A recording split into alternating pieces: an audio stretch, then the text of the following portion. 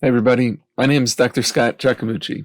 I'm the author of Trauma-Informed Principles in Group Therapy, Psychodrama, and Organizations, Action Methods for Leadership. And in this video, I want to outline some of the content that I wrote about in Chapter 2 of the book, which focuses on psychodrama and group work as trauma-informed philosophies.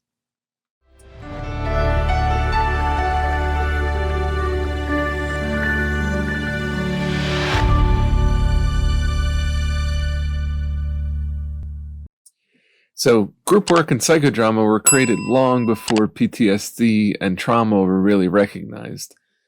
However, both of them as systems and approaches inherently mirror trauma-informed care, embody trauma-informed principles, even though they were created long before trauma-informed care was even a thing. So when we think about group work and compare it to individual work, there's some fundamental differences.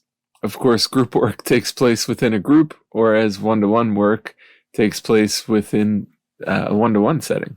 And because of that, there's more opportunities to implement some of the 6 trauma-informed principles. For example, the third trauma-informed principle, which is peer support, is far more amplified in group work than it is in individual work. Because in a group, there's a bunch of other group members that are there. And as facilitators, we can position group members in ways that they can support each other, that they can engage in peer support, they can engage in mutual aid. Whereas in one-to-one work, we just don't have this possibility because there's not other clients in the room with us. In group work, there's also more opportunities for cultivating safety. Safety is the first trauma-informed principle. As humans, we find safety in groups. We're kind of like herd animals or social mammals, really. And so we might feel safer with our peers than we would feel with a professional that has power over us. So group work, just the structure of it, creates more opportunities for cultivating safety. Similarly, the second trauma-informed principle, which has to do with trustworthiness and transparency, might be easier to cultivate in a group setting. Many trauma survivors might struggle to trust a professional, especially if they've been hurt by professionals or somebody that had power over them in the past. And instead, they might feel much more able to trust their peers who are part of the group. So we don't have this possibility in individual work because there aren't any other peers in the room. The fourth trauma-informed principle has to do with collaboration and mutuality.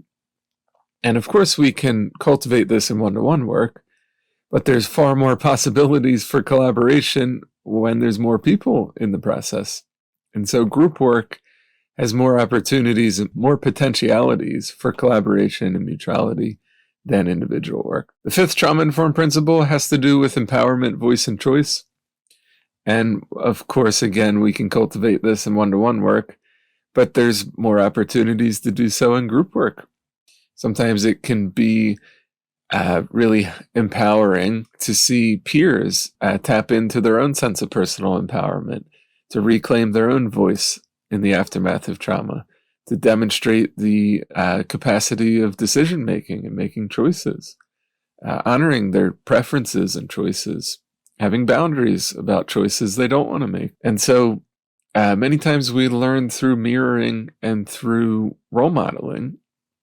And there's going to be far more opportunities for this in a group setting than in a one-to-one setting. And then the sixth trauma-informed principle has to do with addressing issues related to culture, gender, and history. And while we certainly can do this in a one-to-one setting, there's going to be far more opportunities in a group setting for these types of issues to emerge and just a more dynamic social context with individuals in the group with varying intersecting identities and varying experiences and perspectives related to their identity, related to culture, religion, gender, sexuality. And so these issues and a sense of solidarity around these issues might feel much stronger, more powerful, more corrective, more healing in a group setting than in an individual setting. Group work approaches, including psychodrama, really inherently embody trauma-informed principles and trauma-informed care, even if they were created long before trauma-informed care was even a thing. So while these principles and these philosophies are really embodied in group work and in psychodrama, it's really unclear how many group workers are intentionally and consciously integrating trauma-informed principles into their group work practice.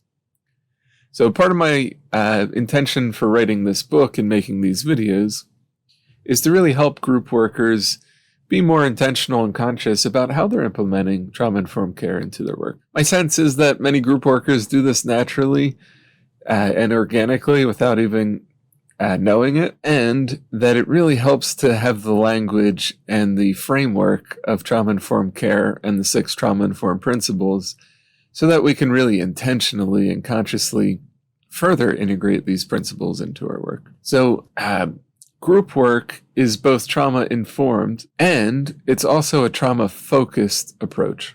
So remember from previous videos, trauma-informed care describes the overall philosophy, the framework from which we provide services, whereas the term trauma-focused describes the actual nature of the services being provided. So when we say trauma-focused treatment, that means we're talking about treating PTSD, CPTSD, and trauma-related issues. So I wanted to read a quick little excerpt from the book that I think really captures the essence of some of these ideas. While trauma damages relationships and communication, group work promotes interpersonal skills and healthy relationships. Trauma is characterized by control and helplessness, while group work is based on collaboration and mutuality. Trauma often takes away one's sense of safety and belonging, whereas group work promotes a sense of safety and belonging. Trauma and PTSD fuel distorted beliefs about ourselves and others. However, group work offers reality testing and a reconfiguration of distorted beliefs. Relational trauma frequently fuels reenactments in relationships or insecure attachment styles. But a therapy group serves as a safe container for corrective and healing relational experiences while allowing us an opportunity to renegotiate attachment styles. Trauma fuels defenses and walls, where group work promotes vulnerability and authenticity. The group work approach is fundamentally reparative for trauma survivors. Now, there's multiple different approaches to group work, and in this chapter, I outlined three different approaches. The mutual aid model, which comes from social work with groups, and as a social worker, perhaps I'm a bit biased to the social work with groups approach. Then I outlined the therapeutic factors from Yalom's approach to group psychotherapy, which is another very popular group work approach. And then later in the chapter, I talk about psychodrama as a group work approach. So the mutual aid model, which comes from social work with groups practice and theory, is really about promoting peer support in group works. So I thought it was particularly fitting to talk about this model in the context of trauma-informed group work. So mutual aid is essentially a synonym for the third trauma-informed principle of peer support. Mutual aid describes the phenomenon of two people coming together and mutually supporting each other, helping each other. And of course, the person that's doing the helping in the dyad also experiences positive benefits while they're helping somebody else. So mutual aid and peer support really provide a sense of healing for both parties involved. Mutual aid is a powerful model and framework because it really redistributes the power within the group. Instead of this old idea that the facilitator or the doctor or the group therapist is the person with all the therapeutic power in the group, the mutual aid model, similar to psychodrama, really emphasizes that the power is within the group, not within the group leader. And so in really emphasizing that the power is within the group and between the group members, not just with the group therapist or the doctor or the facilitator, this naturally helps to prevent re-traumatization in the group because it really focuses on positioning group members to provide healing for each other rather than expecting it all to come from the facilitator. So there's kind of a disruption of power dynamics and a redistribution of power to the group rather than between the group and the facilitator. And this, of course, is very empowering, which is one of the fifth trauma-informed principles, in that it empowers the group to become therapeutic agents for each other. In the mutual aid model of social work with groups, the primary purpose, the primary function of the group facilitator is to put into motion processes that cultivate mutual aid, that promote peer support in the group. And in the mutual aid model for group work, there's 10 different mutual aid dynamics. And I'm going to run through them real quick here. So the first one has to do with the sharing of information or data. And so this is simply the process by which group members and the facilitator are sharing with each other, are sharing information about themselves, about their experiences, about the topic. This might be a little bit of psychoeducation from the facilitator in the group, or this could be the sharing of data or information from other group members. But that there's a richness that we get to in mutual aid group work that we just wouldn't get to in one-to-one settings because there isn't as much information available to 2 people as there are to 8 or 10 or 15 people in the group. So the first dynamic is sharing of data. The second dynamic is what we call the all in the same boat phenomenon. And so this describes the sense of solidarity that emerges in group work when everybody's there for a shared purpose and or everybody is there having had a similar experience. That we all start to feel like we're in the same boat to some degree, that we're moving in the same direction, we're part of the same group, we're part of the same party, we're cut from the same cloth in essence. That this phenomenon, this solidarity, this group as a whole experience emerges where we all feel like we're part of something bigger than ourselves, something bigger that we've co-created because we've come together with a shared experience or shared purpose, that we're all in the same boat. And this can be particularly powerful because it allows us a new perspective, but also when the group feels empowered, it also contributes to the individual empowerment of each person in the group. That as the group cohesion develops, it has a determining influence on each individual within that group. So this all in the same boat phenomenon is particularly important in group work. The third mutual aid dynamic is called the dialectical process.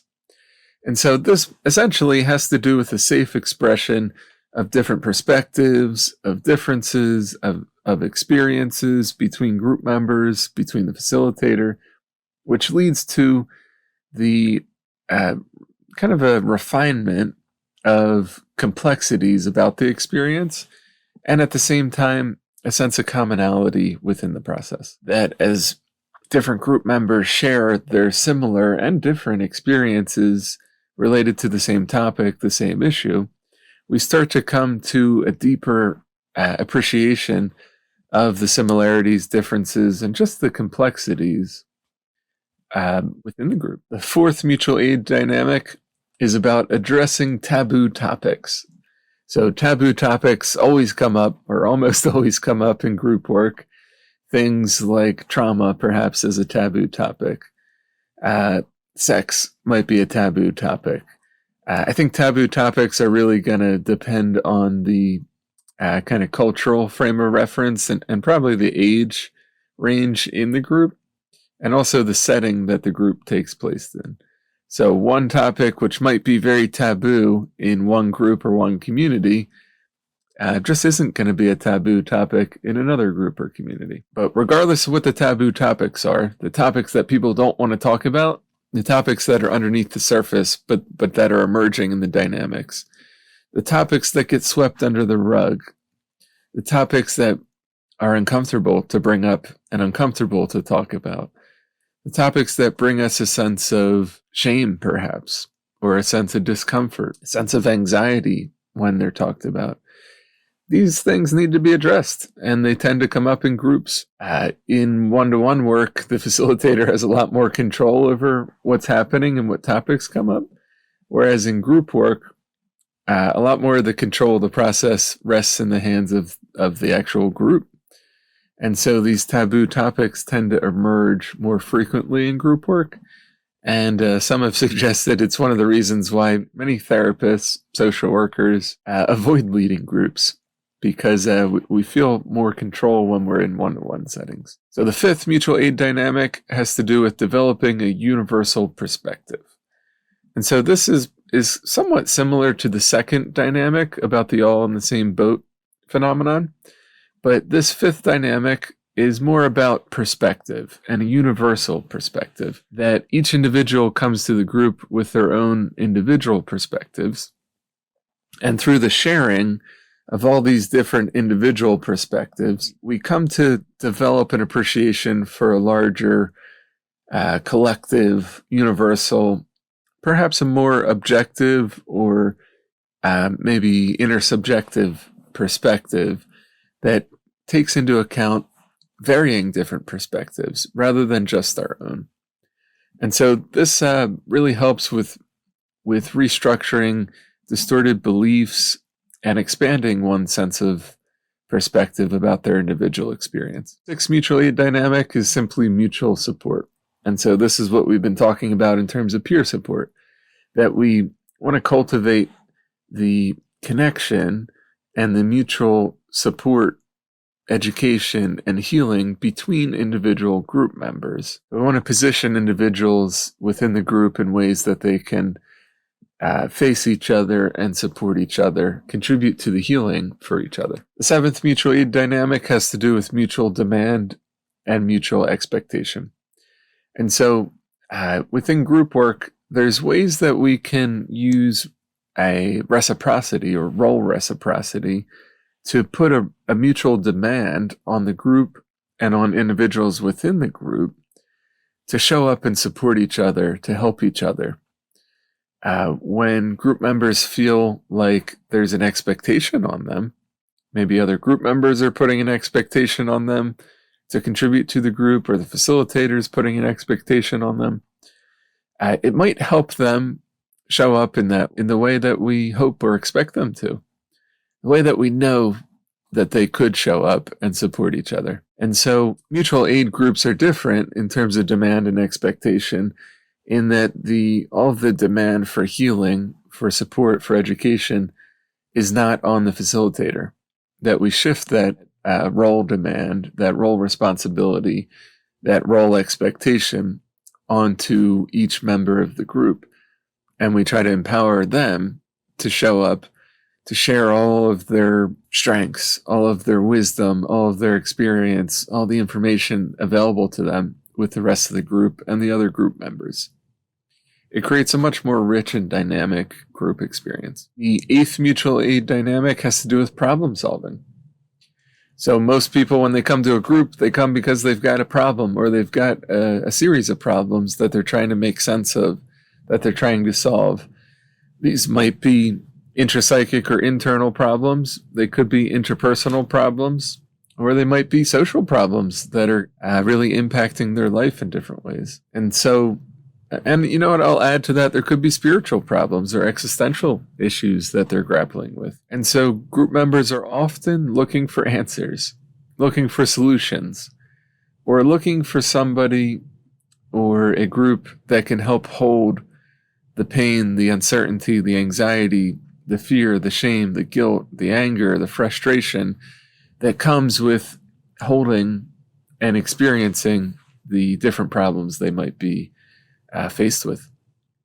So within the group, there's often opportunities for group members to start to come to their own solutions to the problems they're facing, to work through and practice and experiment and learn new ways of addressing or responding to some of the problems within their life. The ninth mutual aid dynamic is about rehearsing new ways of being. So in psychodrama, we would think of this as role training, but the group experience becomes an opportunity for group members to practice different ways of being in relationship, different ways of being in community, and different ways of simply being. So in the group, somebody has a chance to rehearse and practice asking for help or setting boundaries or expressing their emotions or listening, connecting with others. And so this might happen really in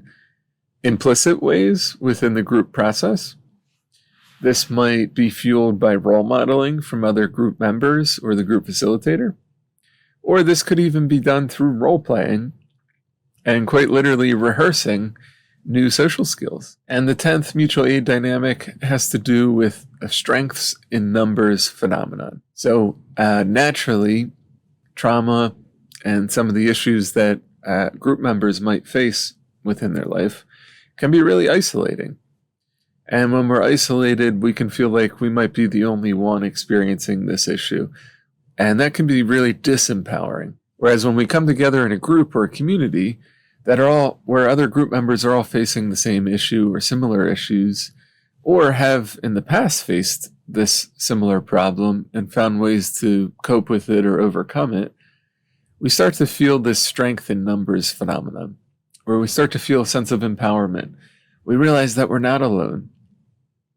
And this sense of safety, the sense of power, the sense of collaboration that emerges in this process really helps us to tap into that mutual aid and to feel a deeper sense of courage and strength to address some of the issues that we're grappling with. So these are the 10 mutual aid dynamics: the sharing of data, all in the same boat phenomenon, the dialectical process, addressing taboo topics, developing universal perspective, mutual support, mutual demand and expectation, problem solving, the rehearsal of new ways of being, and the strengths in numbers phenomenon. So some have suggested that there's really a reciprocal relationship between mutual aid and trauma-informed principles. And this is a quote from a paper by Rosenwald and Baird. And this is published in 2020, I believe, in the Social Work with Groups journal. They say that mutual aid and trauma-informed practice become conjointly reinforcing, that mutual aid inspires a trauma-informed climate, and trauma-informed climate nurtures mutuality. I think this quote really sums it up pretty well, that trauma-informed care really promotes mutual aid and goes hand in hand with the mutual aid dynamics we just talked about. And when we cultivate a mutual aid climate, mutual aid dynamics, it really helps us maintain a trauma-informed setting. So mutual aid dynamics and trauma-informed dynamics go hand in hand. So at this point, I want to pause for a moment, and I want to challenge you to reflect on how are you integrating each of these 10 mutual aid dynamics into your work? How do these 10 mutual aid dynamics show up in the groups you're facilitating? How do you help cultivate them in the groups you're facilitating? How do they show up in your community settings? How do they show up in your organization? Which of these mutual aid dynamics do you feel like you do a good job of cultivating in the group, community, or organization? And which of these mutual aid dynamics do you feel like you could more intentionally try to cultivate in your facilitation of groups, communities, or organizational settings?